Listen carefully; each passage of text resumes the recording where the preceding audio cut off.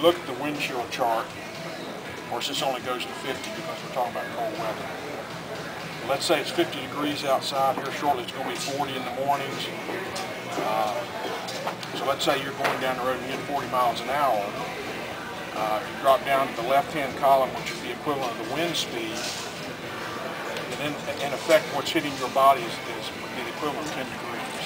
So that shows you, and you also notice that speeds above 40 have very little effect. So once you hit 40 and up, that's when you go into wind chill type thing, because in effect you're running into the wind 10 degrees. So that tells you how quickly you're riding in cold weather, gets you how quickly your body is going to adjust, how easily it becomes to where you can have, when your hands start to get almost unhealthy cold. And also, when you start getting cold, you get stressful, your reaction time slows down because you're why? Because you're uncomfortable. Okay? So what I've got before us today is just a whole vast array of stuff that we would consider cold weather wear, heated wear.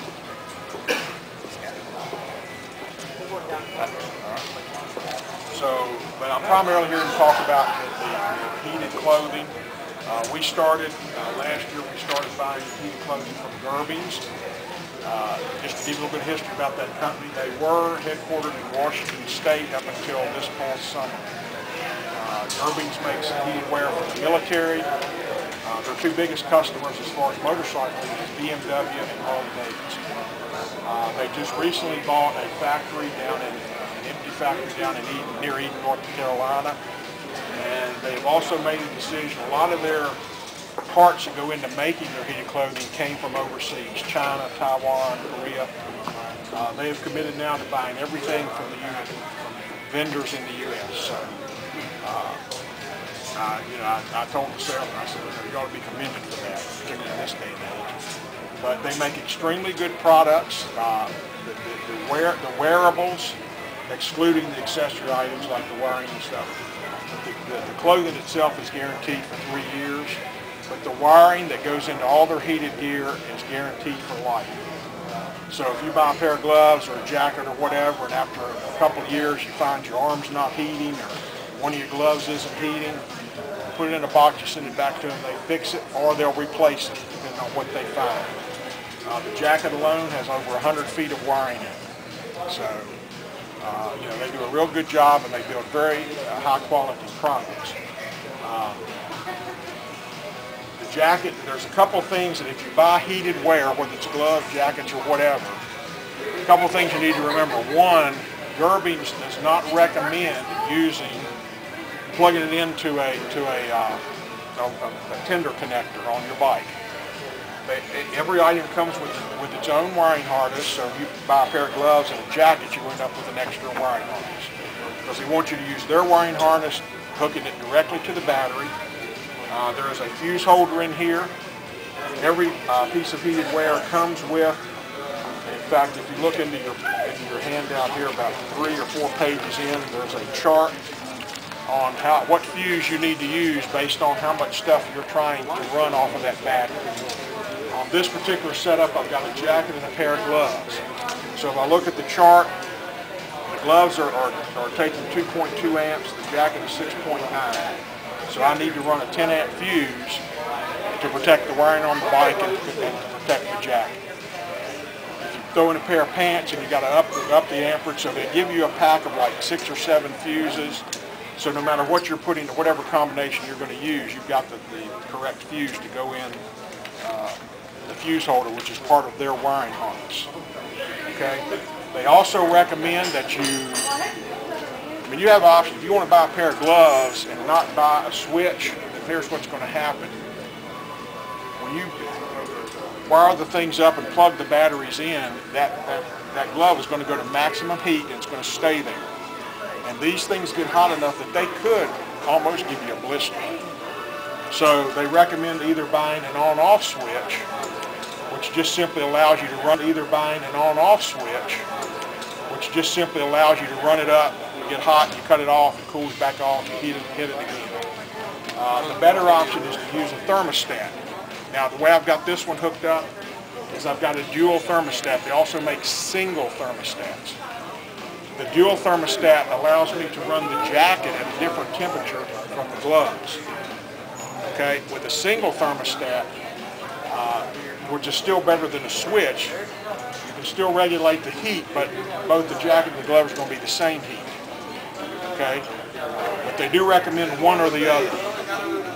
Otherwise, you run the risk of getting blisters, because I know that these gloves get extremely warm because it's a closed system. And I'll let you feel this one. I've got both of these things set on max heat. You can see how hot they do.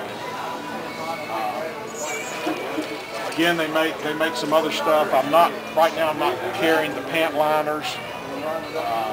Sold a couple pair last year, but I don't get a lot of demand for that. But the jacket liners, yes, and the gloves are two primary items that we sell most of and have sold most of since we took on Gerbings. Another advantage of Gerbings is that Harley does not do is in their jackets they offer both regular and long. So what I'm carrying is every size up through 2XL, I'm carrying a regular and a long. So if you're taller or feel like that you need a longer arm, and the difference in the two is 2 inches in the length of the jacket and the length of the arm. That's a difference in a regular versus a long. Okay, Harley does not offer that option. It's one size, small through XXL. Okay.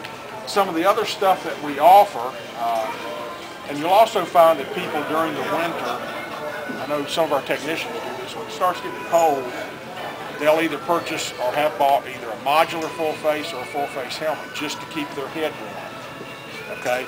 Now there's other options that you have, and I've just got a display of everything I'm carrying right now.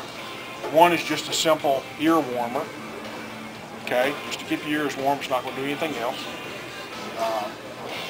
I've also got, he's wearing one here, I've got a skull cap to keep your head warm. Some things to keep your face and neck warm. I've got a neck gaiter. These, you can buy these in different lengths. I've got a what they call a dicky, which has a little bit of a curtain here to cover your upper part of your chest and your back. I've got 2 or 3 types of face masks. This particular one has an opening here for your nose. Okay, I've got a similar type thing in a neoprene, soft rubber type neoprene. These are quite popular, called balaclavas, and again they cover your whole face except where your eyes are. I've got this one, and then I've got the same thing without the skull on it. And then I've also got a skull face mask, which again has somewhat of a chest covering. You can tuck down in your jacket, put it around your face, and so forth. Just be careful when you pull up beside school buses, because this will scare all the kids. They'll start screaming. Halloween. Do what? Or that on Halloween. Yeah, that's exactly right. Another thing, speaking about helmets, and I sell these primarily in the fall and winter, is we offer one type of half helmet that has a zip-out curtain. So again, if you're going into cool weather, you can put the curtain on. When it comes spring or summer, you just unzip it and it becomes a regular half helmet at that point. And again, this is another option. Curtain. Not that I'm aware of. Not that I'm aware of. But I will look. That's a good question. The only ones I've been stocking right now are the Arthur Foreman range, and that comes in gloss or black, or flat black. Any other questions? If not, come up here, stick your hand up into the jacket. Again, I've got these set at maximum right now. But particularly, stick your hand in the glove and see how hot that actually gets. A lot of people in the winter, if they've got a heated jacket liner, they don't even wear. They'll put on a long sleeve shirt under it and go.